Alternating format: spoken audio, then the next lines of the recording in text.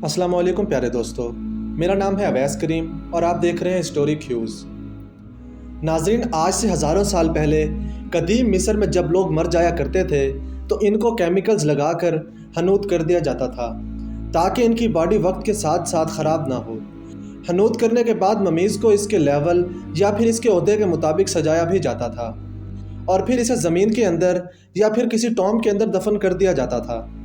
वैसे तो मिस्र से आर्कियोलॉजिस्ट को कई ममीज़ मिल चुकी हैं, लेकिन आज जिन 7 ममीज़ के बारे में हम बताएंगे ये वो ममीज़ थी जिनको जब पहली बार देखा गया तो माहिरीन और आर्कियोलॉजिस्ट के लिए यकीन करना बहुत मुश्किल था। आखिर इन ममीज़ में ऐसा क्या था, ये सब जानने के लिए वीडियो को शुरू से लेकर एंड तक लाजमी देखिएगा। नंबर 7, लेडी राय। नाज़रीन, कदीम मिस्र की सबसे पुरानी ममीज़ में एक ऐसी मम्मी भी पाई जाती है जिसको आज लेडी राय का नाम दिया गया है। आज से तकरीबन 140 साल पहले मिस्र के थीबन टॉम के नज़दीक ये मम्मी मिली थी, जिसने आर्कियोलॉजिस्ट को हैरत में डाल दिया था। तहकीक से मालूम हुआ कि 3350 साल पहले लेडी राय तकरीबन 35 साल की उम्र में मरी थी और बज़ाहिर ऐसा मालूम होता था कि ये किसी एंशिएंट क्वीन की नर्स या फिर मुलाजमा हुआ करती थी। लेकिन जिस चीज़ ने आर्कियोलॉजिस्ट को चौंका दिया था वो थे लेडी राय के बाल। हज़ारों साल गुजर जाने के बाद भी लेडी राय के बाल अच्छी तरह महफूज थे। हत्ता कि इसके बालों के कुछ हिस्से ऐसे भी थे जिनको देखकर ऐसा लगता था कि सिर्फ चंद महीनों पहले ही निकले हों। इस कदीम दौर में जिस हेयर स्टाइल के साथ लेडी राय को हनूत किया गया था वो हेयर स्टाइल भी आज तक वैसे ही सजा हुआ था। Number 6, रामासिस II। प्यारे दोस्तों, रामासिस II एंशिएंट इजिप्ट का सबसे मशहूर तरीन लीडर था। दूसरे मिस्र के बादशाहों के मुकाबले में रामासिस II ने बहुत लंबे अरसे तक अपनी बादशाहत की गद्दी संभाल रखी थी और जब यह मरा तो इसकी उम्र 90 बरस थी। रामासिस II की मम्मी 1881 में मिस्र के एक छोटे गांव सकारा से मिली थी। ये वो जगह है जहां सिर्फ एंशिएंट किंग्स, क्वींस या फिर अपर क्लास को ही दफन किया जाता था। जिन आर्कियोलॉजिस्ट ने मम्मी को निकाला था, इनका कहना था कि जैसे रामासिस II अपने दौर में पावरफुल हुआ करता था, हज़ारों साल बाद भी इसकी मम्मी वैसे ही ताकतवर दिख रही थी। एग्जैक्ट नंबर तो किसी को भी मालूम नहीं, लेकिन आपको ये जानकर हैरत होगी कि रिसर्च और DNA टेस्ट के मुताबिक रामासिस II 150 बच्चों का बाप था। 1974 में देखा गया कि रामासिस II की मम्मी गल कर ख़राब हो रही थी। इसी वजह से फ़ौरन ये फैसला किया गया कि इसकी मम्मी को पेरिस ले जाया जाए, जहाँ पर इसकी ट्रीटमेंट होगी।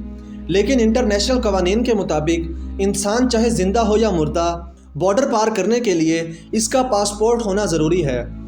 इसी वजह से मिस्र ने रामासिस II का पासपोर्ट जारी किया, जिसमें इसको किंग का दर्जा दिया गया।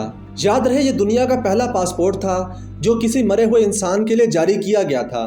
पेरिस में लैंड करते वक्त भी रामासिस II की मम्मी को भरपूर मिलिट्री एजाज़ से नवाजा गया। नंबर 5, टूटनखामोन या फिर किंग टट। प्यारे दोस्तों, इस मम्मी के मिलने से ना सिर्फ ढूंढने वाले हैरान थे, बल्कि टूटनखामोन की मम्मी ने पूरी दुनिया के आर्कियोलॉजिस्ट को हैरान करके रख दिया था। टूटनखामोन की मम्मी जिस कमरे में बंद थी वो ज़मीन के 20 फुट नीचे से मिला था, जिसके बारे में आप हिस्टोरी क्यूज़ की ये वीडियो भी देख सकते हैं। टूटनखामोन मिस्र का सबसे छोटा किंग था, जिसको सिर्फ 9 साल की उम्र में ही इतनी ज़्यादा ताकतें मिल गई थीं।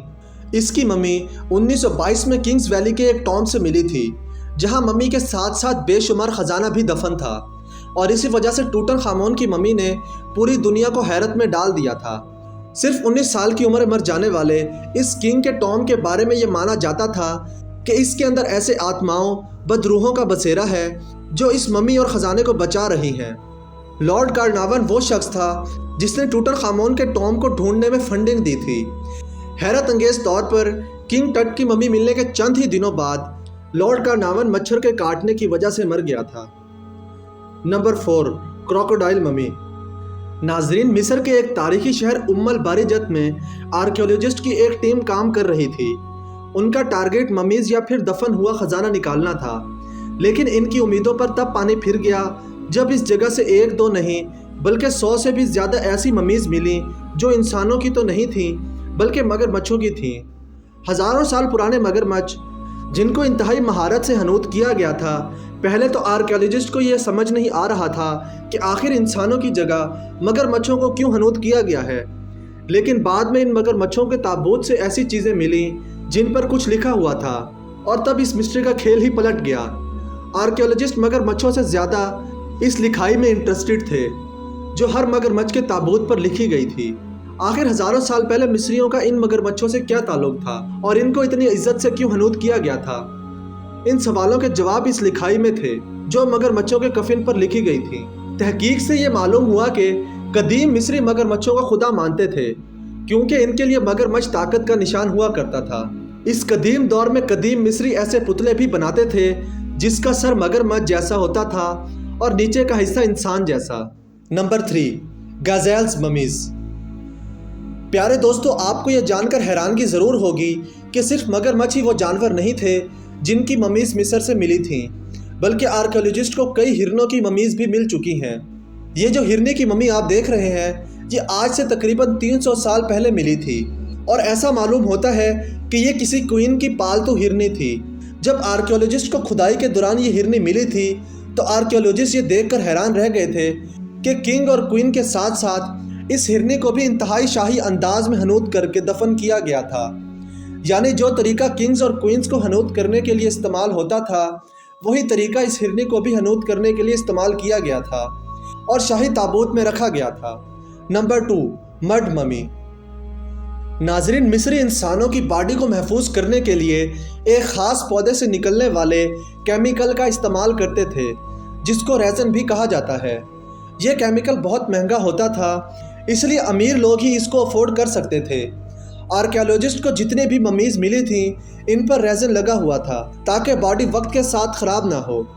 लेकिन आर्कियोलॉजिस्ट तब हैरान रह गए जब इन्होंने एक ऐसी मम्मी तलाश की जो रेज़न नहीं बल्कि मिट्टी से कवर की गई थी। ये मम्मी एक औरत की थी जो तकरीबन 25 साल की उम्र में मरी थी, लेकिन इसके कफिन पर मिट्टी के अलावा कुछ और भी था जिसने आर्कियोलॉजिस्ट को तशवीश में डाल दिया था। लैब टेस्ट से ये मालूम पड़ा कि ये मम्मी तो 3000 साल पुरानी थी, लेकिन इसके इर्द गिर्द जो मिट्टी लगाई गई थी वो इसके मरने के काफ़ी अरसा बाद लगाई गई थी। रिसर्च के बाद ये समझा गया कि ये मम्मी किसी गरीब घर की औरत की थी जो रेज़िन अफोर्ड नहीं कर सकते थे, इसलिए इसे मिट्टी से हनूद किया गया। लेकिन इसके मरने के काफ़ी अरसे के बाद इस पर मिट्टी क्यों लगाई गई ये अभी तक आर्कियोलॉजिस्ट के लिए सवाल निशान बना हुआ है। Number 1, mummy with tattoo. नाजरीन, जिस्म पर टैटू बनवाना आजकल के मॉडर्न दौर में फैशन समझा जाता है, लेकिन कदीम दौर में भी टैटू की बहुत अहमियत हुआ करती थी। मिस्र के देर अल मदीना के मकाम पर आर्कियोलॉजिस्ट को 7 ऐसी औरतों की मम्मी भी मिली थी जिनकी बॉडीज पर टैटू बने हुए थे। ऐसी मम्मी की बॉडी पर 30 से भी ज़्यादा टैटू देखे गए। आर्कियोलॉजिस्ट का कहना है कि आज से पहले इन्होंने कभी भी मम्मीज पर टैटू बने हुए नहीं देखे, लेकिन ये देखने के बाद ये कहना गलत नहीं होगा कि कदीम मिस्रियों में भी टैटू को बहुत अहमियत थी। कदीम मिस्री जो अपने हर टॉम को डेकोरेट करने के मास्टर थे, किंग वैली से लेकर गिज़ा पिरामिड के अंदर हिडन चैम्बर तक हर जगह हमें सिर्फ डेकोरेशन ही नज़र आती है। हो सकता है कि ये 7 ममीज जिनके जिस्म पर टैटूज बने थे ये इस दौर में वॉल आर्टिस्ट हों और इनका किंग्स वैली के चैम्बर्स को सजाने में भरपूर किरदार हो। प्यारे दोस्तों, ये थी हमारी आज की वीडियो। उम्मीद है कि हमारी आज की ये इन्फॉर्मेटिव वीडियो आपको बहुत पसंद आई होगी। अगर वीडियो पसंद आई है तो लाइक, सब्सक्राइब और ज़्यादा से ज़्यादा शेयर करना ना भूलिएगा। आपसे मुलाकात होगी इंशाल्लाह अगली वीडियो में। तब तक अपना ख्याल रखिएगा। अल्लाह निगहबान।